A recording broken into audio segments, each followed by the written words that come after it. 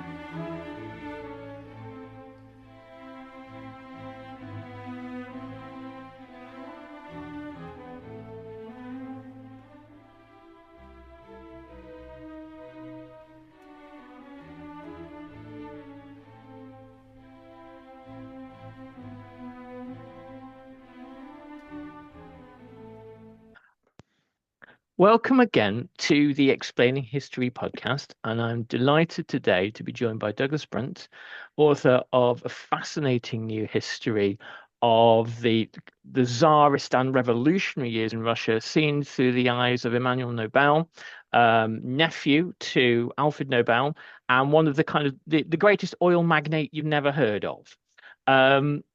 And it is a kind of it shines a light really on Russia's journey, quasi journey out of the feudal era of the late kind of Tsarist period into a period of obviously revolutionary crisis. But anyway, firstly, welcome, Doug. It's lovely to have you here today. It's great to be here. Thank you for having me. Super. So, almost a great many people will never have heard of Emmanuel Nobel. How did you hear about him? What piqued your interest in this guy's story, and where does this come from? That's actually a super fun story. I stumbled into it through my prior book about Rudolf Diesel, who invented the diesel engine. He first introduced it in 1897, and Rudolf Diesel was a business partner of Emmanuel Nobel. At that time he would license the diesel engine by regional territory, the exclusive rights to manufacture and market the diesel engine. The person who took the rights for the diesel engine in Russia was Emmanuel Nobel, who, as you mentioned, was the largest oil industrialist. He had a huge oil concern in southern Russia by the Caspian Sea, which was then part of the Russian Empire. And up in the north by St. Petersburg, he had an enormous manufacturing facility building steam engines and boilers and munitions, undersea mines, and also after 1900, diesel engines. It became the largest diesel manufacturer outside of Germany in the early 1900s. So it was like a footnote in my diesel book, and sometimes one author's footnote is another's whole book, and in this case, my footnote was my own next book. It's so often the way that one book sparks the inspiration for another, and you think you're writing something that I just haven't got room for that here, but there's a whole other story to be told. So tell us a bit about Emmanuel Nobel. tell us his kind of his journey, and how does a Swedish industrialist become the kind of the pivotal oil figure in Russia and late Tsarist Russia? Yeah, I'll go back quickly, a couple generations. His grandfather, also named Emmanuel, but spelled with an I inexplicably. I talked to descendants of the family. No one knows why his grandfather was Immanuel and he was EM. But the grandfather left Sweden after a adverse ruling in bankruptcy court. So he was bankrupt. He left the family behind, forged on ahead alone into the Russian Empire. He was sort of this tinkerer, genius, inventor. He had developed early rudimentary undersea mines. He built bridges, things like that. Gets into the Russian Empire, makes contacts with the ministers of war, and sells a big contract for undersea mines to the Tsar's military that are used in the Crimean War in the 1850s and on and on. Russia loses the Crimean War. They then no longer honor these massive contracts that they'd taken out with the Nobel manufacturing facility. By this time, the father has sent for his wife and three sons, one of which is Alfred Nobel, the name we mostly know of the Nobels.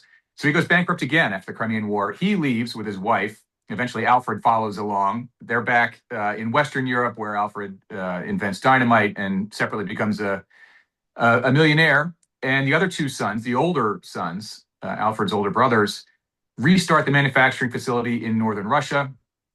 They get an order for 100,000 rifles, and they need wood to build the stocks of the rifles for the Tsar. And one of the brothers heads down to southern Russia looking for wood, stumbles across oil by the Caspian in Baku, modern-day Azerbaijan. Right. They buy into the oil biz. And fast forwarding into Emmanuel, who's sort of our protagonist that takes us through the end of the Romanov period, Ludwig Nobel, Emmanuel's father, passes away in 1888. And Emmanuel, only 29, takes over the reins of this oil company that is big, but nowhere near as big as Standard Oil. But it's the biggest in Russia. They have extraordinary technical expertise from their manufacturing background in the north of Russia. They introduce technology into Baku that had previously never been. There was still sort of a backward area, nothing like what was happening in America with Standard Oil. They copy the Standard Oil playbook, and suddenly they're a player. And Emmanuel brings it forward. He's a brilliant financier. He's less of an engineering genius in the way that his father was, but he is a brilliant diplomat and financier, and he's the right man to lead the company from big to massive. And by 1900, although no one knows the name today because, Stalin, jumping ahead of it, really turned him into a political unperson and ripped down all the statues and the plaques and rewrote the history. But by 1900, Emmanuel Nobel built Nobel Brothers Petroleum Company to be larger than Standard Oil. And by the time the Great War comes around, he's the most important oil man in the world. Yeah. And there is something happening in this period of time on a kind of like a macro scale. The Tsar's eventually chief minister, but finance minister Sergei Witte, is creating all the mechanisms by which Russia can integrate itself into a kind of a global economy, and placing Russia on the gold standard, for example, and reassuring investors in Germany, in Britain, in France, and the Western Europe mainly, perhaps America a little bit, but that this is a place you can buy things. If you want to buy a steel mill, it's not going to be overrun by either kind of the angry mob or the state, and that the sort of the systems of capitalist ownership and rule of law that kind of govern global finance and acquisition of things are going to operate in Russia. And that runs till, I think, kind of about 1905, where everything blows up. And so it makes sense that you're getting a Swedish businessman being able to operate in Russia in the way in which, say, a French businessman could operate in Germany. On that, probably not quite as well as that, but on that sort of a basis. Obviously, Russian oil, or later Soviet oil, becomes this kind of absolutely pivotal prize in kind of global history. So the influence of Nobel in Baku, that kind of goes on, doesn't it? Yeah. I mean, there's two things. One on the sort of modernization efforts by the last czars, really starting with maybe Alexander II, and then also the importance of petroleum. Alexander II famously freed the serfs in 1861, and he was also trying to introduce more business-friendly laws. The Nobels first bought land along the Caspian Sea in 1873, which was just at the time when they changed some of the laws. Prior to that, you would do these sort of 4-year lease periods for the land, and then it was anyone's guess as to whether that was going to renew for you or not. So no one's going to build a big oil rig and spend all this money on infrastructure and put sort of capital at risk only to have the land pulled out from them. And in 1873, when the Nobels got there, you could actually buy the land, and so you could make capital investments and build industry. And going forward, the czars, they sort of had an alternating pattern between reforming and repressing. Alexander II liberalized laws around freedom of assembly and freedom of speech, and then one of the sort of corollary effects of that was these subversive groups, essentially Marxists, were organizing and then successfully assassinated him in 1881, at which point we then entered a new period of repression. His son came in and said, well, we're going to blow this up. I'm going to peel back all these other reforms that we've made. Throughout that, the Nobels are surviving and growing and investing, and their businesses are growing.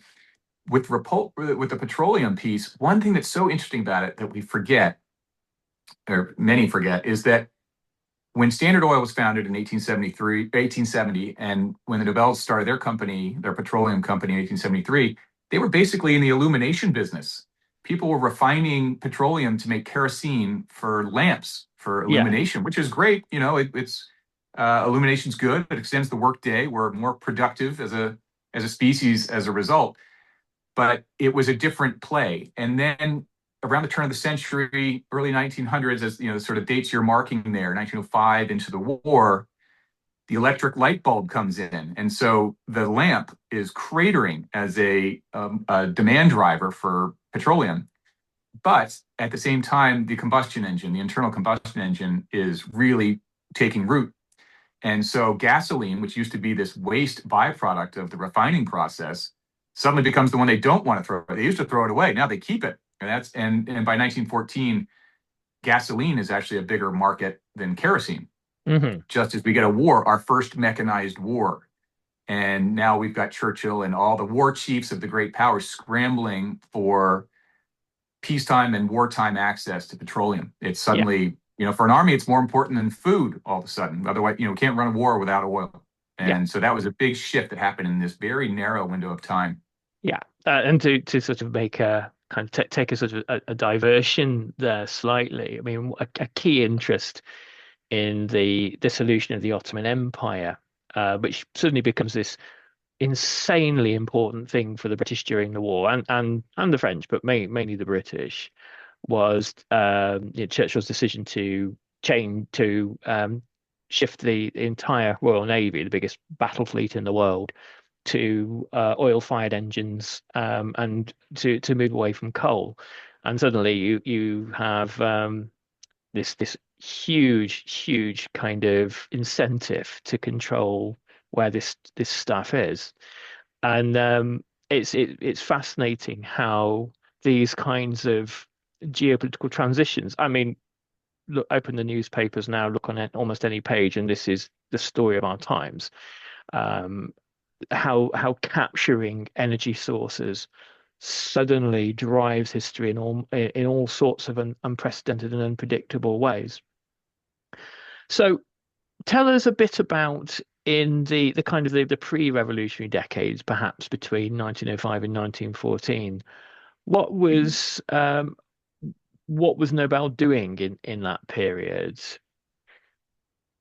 Well, one of the things that worked to his benefit in, for example, the 1905 revolutions, that Bloody Sunday up in St. Petersburg, but there are also massive conflagrations down in southern Russia around Baku as well. He'd always been known to be a very enlightened employer. He built schools and housing and, pastime diversions for his employees.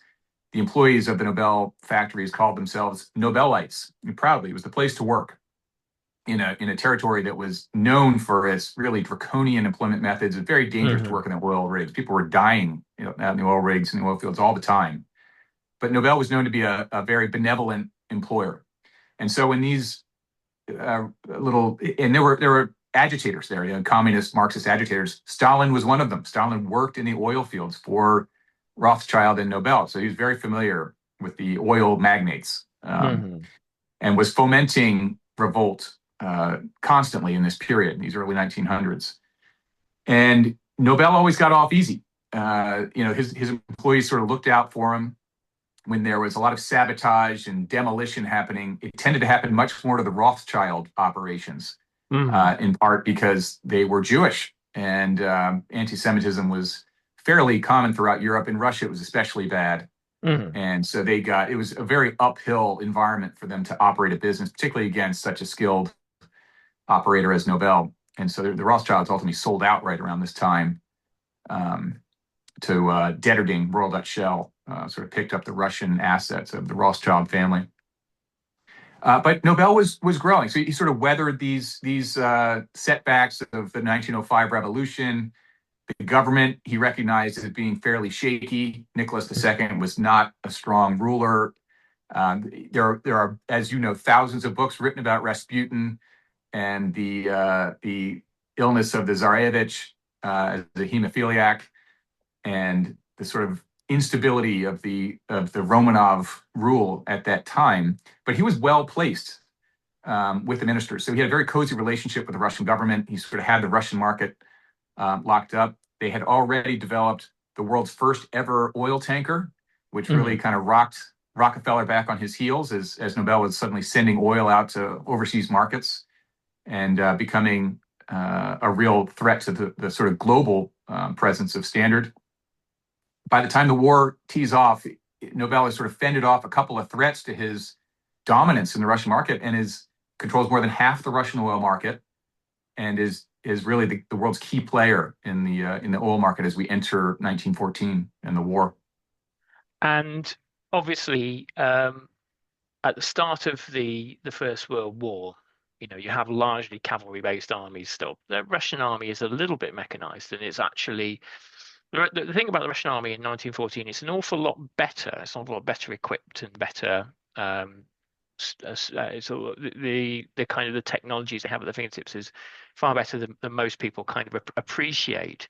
But I think it's the pressures of the war very quickly transform most armies into becoming more and more dependent on fossil fuels. So you have that period where it kind of sounds like a real period of growth for Nobel. And Russia, you make a good point, for Russia as well. I mean, there's that whole thought that Germany was, much of the German military favored the idea of a preemptive war against Russia. Like, we're probably going to fight these guys sooner or later. They're huge. Their population is huge. Their natural resources are huge. Their industrial base is growing and advancing technologically rapidly. If we don't fight them now, in 5 years, they're going to be far too powerful to defeat. And so by 1914, the Russians were like, let's just go fight these guys now, because Russia and America were the two countries that seemed to have the potential to just become massive. And so Germany thought, well, let's take them out now. Yeah. And Germany at the time is considering, obviously, by around 1911, the kind of the Schlieffen plan of the preemptive attack on France first, and then the slow battle against Russia is already kind of out of date because of Russian mechanization. And so they go to war, and the speed at which Russia mobilizes its troops by railway to get them to the front is way quicker than the Germans can anticipate. And there are certain members of the general staff who say, oh, well, we've lost, basically. If we couldn't do it quickly, we won't be able to do it slowly. And there is the kind of the fears of Russia's elites, Russia's ruling classes. There isn't a general sense of fear of revolution. Surprisingly, you would think there would be in 1914, but there isn't.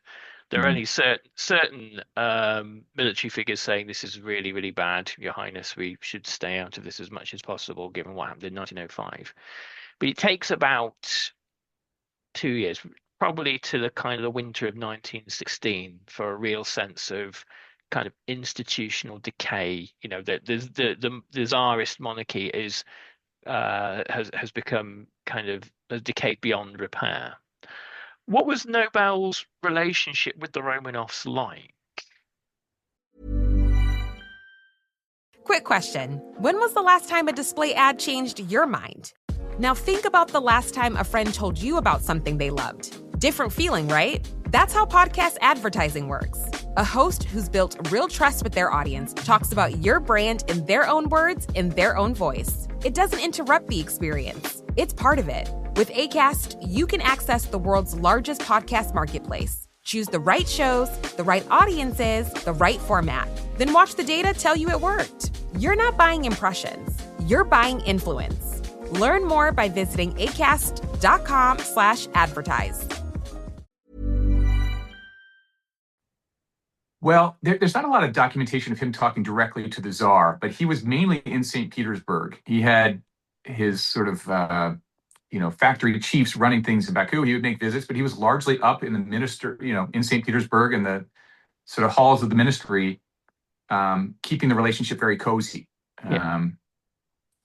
By the war, he stepped up his production, both in the machine factory in St. Petersburg and in the Baku Petroleum Company. He was supplying the Tsar's military. He was having extraordinary years of profitability.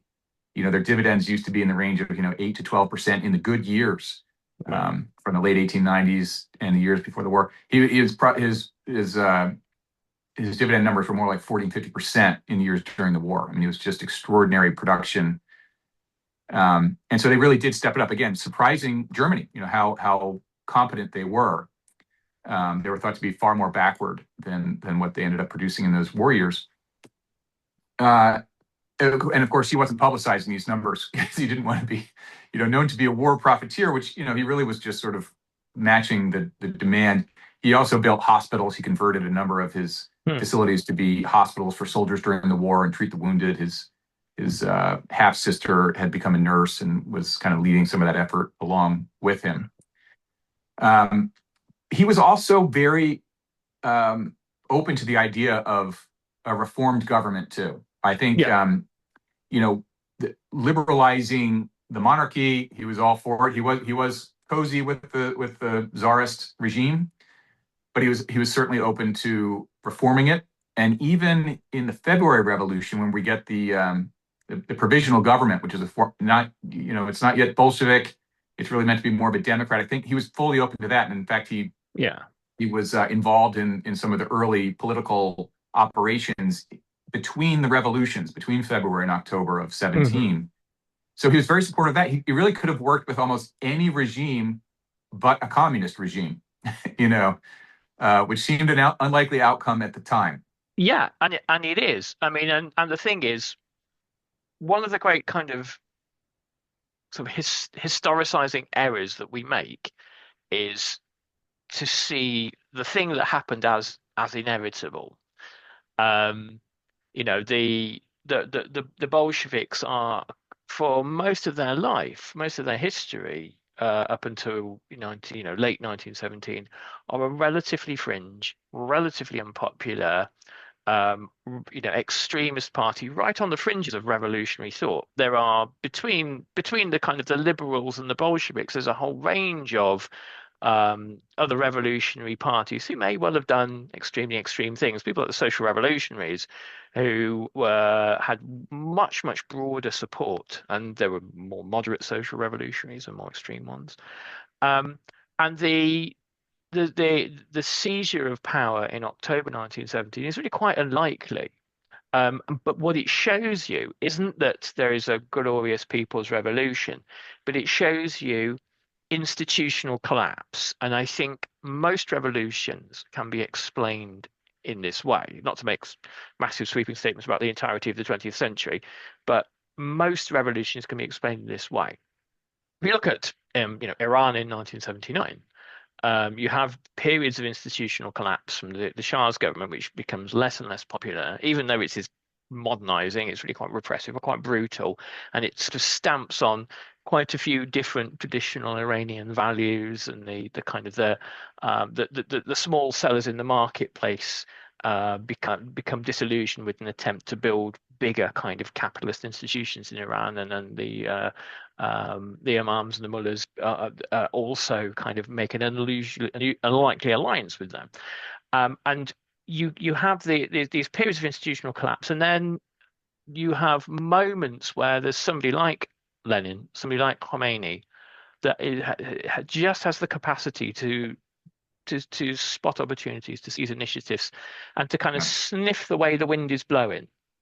Mm-hmm. And I think, if you do want to become a brutal dictator, having a kind of an instinct for knowing the way the wind of history is blowing in a particular moment, which is part instinct, part skill, is the kind of the key attribute, I think. Anyway, yeah, and also having a brutal decisiveness, yeah, to grab it when it's fleetingly there. And Lenin really did thread a crazy needle that required a dozen things or more to break his way. One being the fact that there was a great war on at all, because the revolution, of course, the Great War is still going on when we have the February and October revolutions in 1917.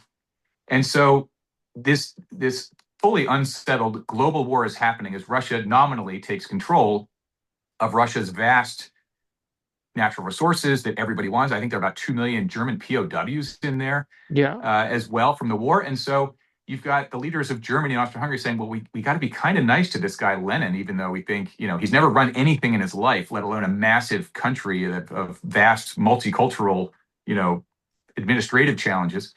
But we got to be nice to him because we don't want to throw him in with Britain and France and America. Otherwise, that's a real problem. And Britain and French are saying the same thing. We got to be nice to him, or he's going to toss in with the Germans and give them all the oil and the wheat and the munitions they've got steady. And then suddenly Germans twice as right, and they get all the POWs back. It's just be a nightmare. And so he sort of plays both sides brilliantly. Yeah. He has really no military power to speak of. He can barely hold on to the city of St. Petersburg, let alone take on a foreign power. And yet everyone's kind of treating him a little bit nicely. It's amazing. And you have a kind of the sort of like the ranking competence of the white armies. The Americans, the French, and the British are all sending military attachés and soldiers into Russia to prop up the whites. And particularly in this case, the French and the British are saying to the white generals, tell the peasants a story. Give the peasants a reason to vote for you. And the white officers they hate the peasants, they despise them. The peasants have chased them off their country estates. The story they're telling the peasants is, when we get back into power, it's payback. And that's not a very attractive. It's not a very attractive perspective. It's not going to win the hearts and minds. No. And so, part of the reason for the collapse of the White Armies is their Western allies eventually shrug and go, well, there's nothing more we can do here. We're going home before we have revolutions. The communists were so where it was like bread, work, and we're out of the war. Everyone's like, okay, I understand that. I can get behind that. It's simple. Yeah. Whereas the whites were like, some of them wanted the Tsar back, some wanted this thing, some wanted that thing. It was like everyone sort of had a different aim. It was very difficult to articulate. And as you say, much of it was not even aligned with the people they're trying to win over at all anyway. No. So during the revolution, Nobel has to flee Russia. He flees in 1918, is that right? Late in 1919. Yeah. So he's basically tucked away in this resort town in southern Russia that has a bit of a buffer of white army keeping the red army out. And this is in a period where Lenin is debating nationalizing much of Russian industry and, sort of getting his centrally controlled Soviet economy together. He hesitates, of course, to just nationalize the oil concerns in southern Russia because he doesn't have anyone in his regime who knows how to run it, who knows how to get the oil out of the ground and refine it and keep things moving. And so he keeps the sort of current folks in place, but he does send a note to Nobel, who's currently a refugee in this southern Russian resort town, saying, Citizen Nobel, please come to Moscow, which is now the new capital that Lenin has established. for Russia, and come work with us on this nationalization plan and how do we keep the oil running. Nobel, of course, has no interest in doing that. He knows very well what Stalin is up to. He's actually been writing letters to Balfour, who's leading the British delegation in the peace talks in 1919 in France, saying, this Red Army is coming down. If they don't get oil by August of 1919, they're done. It's going to collapse. The Red Army will collapse. He needs the oil. So I'm telling you, he's going to attack Baku, which is presently held by the British, a small force called the Dunster Force. Lionel Dunsterville, who actually becomes a character in some Kipling novels. So the Dunster Force is down in Baku, but it's about 1,200 British troops, nowhere near enough to hold it. From either, the Turks are sort of done by this point, but the communists are coming. And he says if Stalin is going to attack Baku and this whole oil area by August of 19, you need to reinforce your position. And there's just no appetite for it. They've just gotten through this brutal 4-year conflict. They're in massive debt. They barely paid anything towards social programs for 4 years. And Churchill is saying, it's 100,000 troops. We sent 100,000 guys in there. We nipped this whole Lenin, Stalin, communist thing in the bud. It never happens. And they didn't do it, in part because they also thought, we don't even need to. These guys aren't going to last. They're going to be around a few more weeks, and then they're going to blow themselves up. They won't do it. So in a way, it's just a crazy sliding door moment in history to think that had Balfour and the British Army listened to Churchill and Nobel, we might have had a 20th century in which communism never appears. Not in Russia, not in China, not in Korea, Cuba, Vietnam. It just doesn't happen, which is an amazing thing to think about. It is, and it is,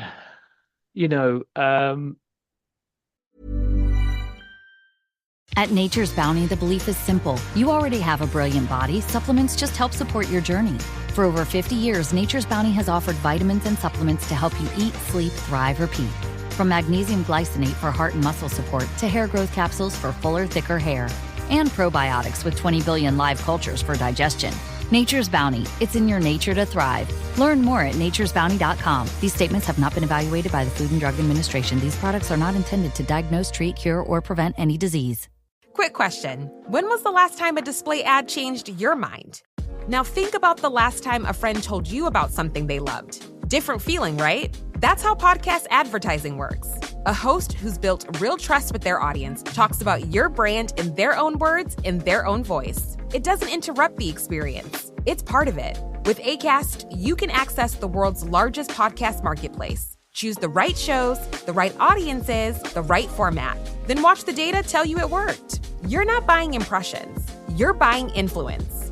Learn more by visiting acast.com/advertise.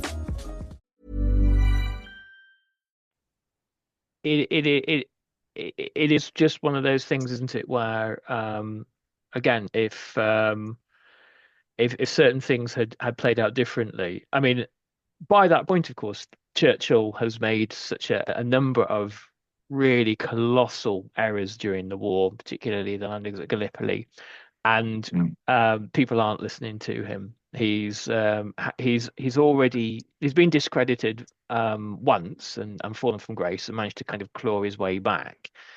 And so the kind of, often people will ask themselves, why weren't people listening to Churchill? And it's like, well, because he has a far more kind of checkered history than most sort of appreciate.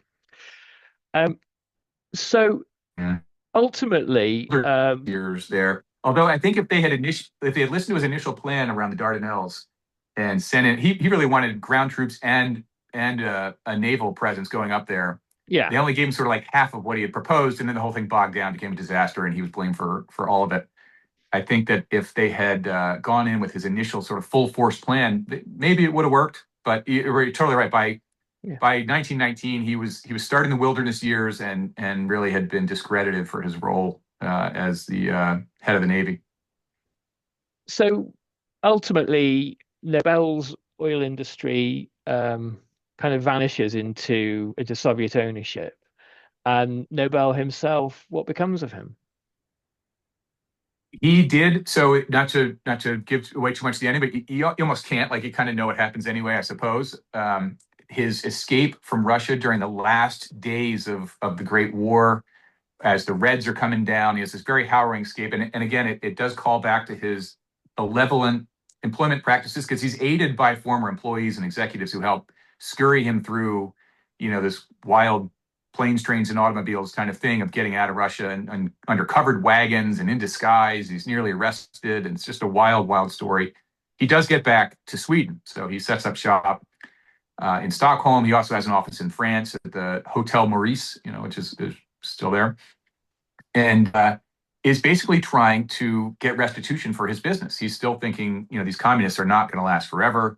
He has no state sponsor. So for many years, he enjoyed a relationship with the Russian government. He no longer does, obviously. It's adversarial. And so he thinks, well, certainly it would be good to align myself with a corporate concern that does have a state sponsor with their government. So that means most likely the British or the French. So he's negotiating with both. So he's saying, I own this oil. It's not going to be the communists. Meanwhile, the communists are saying, we own this oil. So they're doing deals with the oil that they say they own. Nobel's saying, no, it's mine, and I can do deals with it. So Standard Oil takes a bet, and they say, we'll buy some of that. And Nobel's thinking, well, Standard Oil has always enjoyed a very good relationship with the U.S. State Department. Certainly, they're not going to let their crown jewel of a corporation get hung out to dry. So if that would be a very good partner to have. That brings in the U.S. government and all their military might. And so he sells 50% of his Russian operation to Standard Oil, thinking this is now fully backed, by the U.S. State Department, and they're not going to let Lenin push anybody around. So in the end, of course, communism is much more sticky than anyone guessed at that time. But Nobel, he ends up, sort of living in Stockholm mainly in his last years as an investor. He invested in a number of companies, including a cryptography company that developed technology that was used quite a bit in World War II. And so yeah, so the kind of the great sort of processes of kind of history and kind of capital accumulation and the kind of the ownership of resources just kind of almost sort of mercilessly moves on. It does. What Stalin does to Nobel in these years was the inspiration for George Orwell's novel 1984. Really? There's the famous lines of the statues were torn down, the names of the streets were changed, the history was rewritten. There's a whole scene in there. And what Orwell is referencing is Stalin and the communists in these early years of 20s, 30s.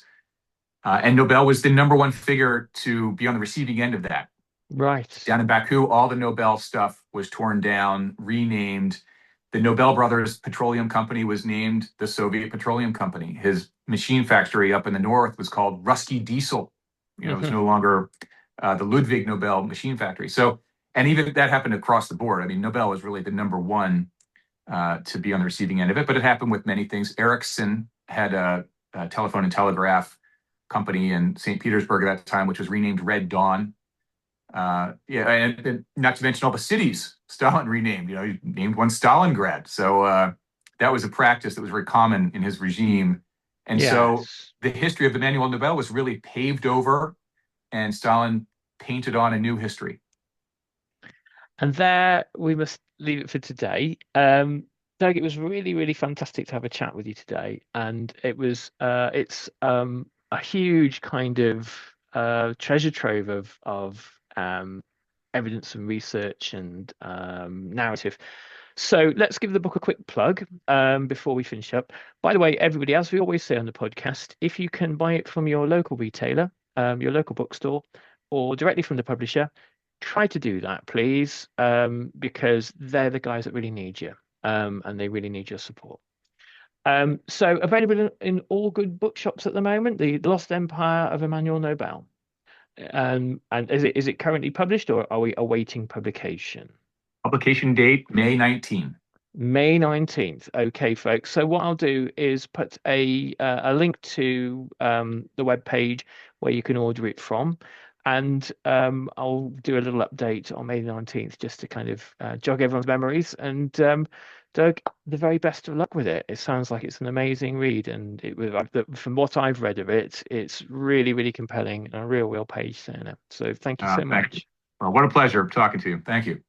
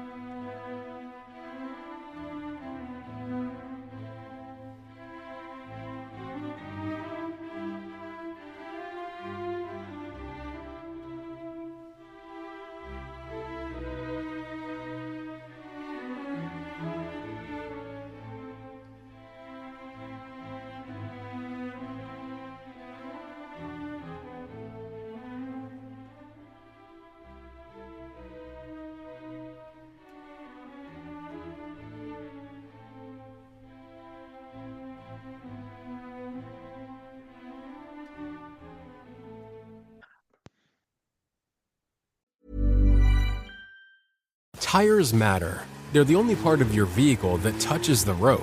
Tread confidently with new tires from Tire Rack.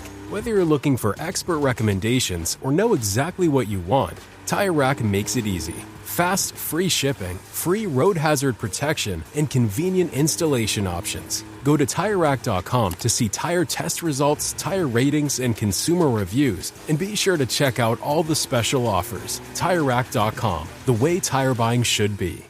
Quick question. When was the last time a display ad changed your mind? Now think about the last time a friend told you about something they loved. Different feeling, right? That's how podcast advertising works. A host who's built real trust with their audience talks about your brand in their own words, in their own voice. It doesn't interrupt the experience. It's part of it. With Acast, you can access the world's largest podcast marketplace. Choose the right shows, the right audiences, the right format. Then watch the data tell you it worked. You're not buying impressions. You're buying influence. Learn more by visiting acast.com/advertise.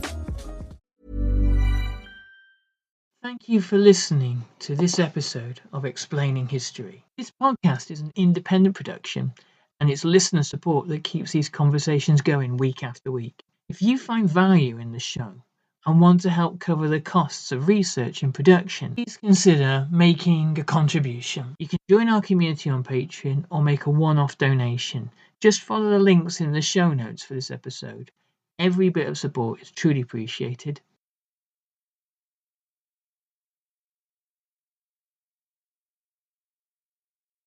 Thanks again for listening.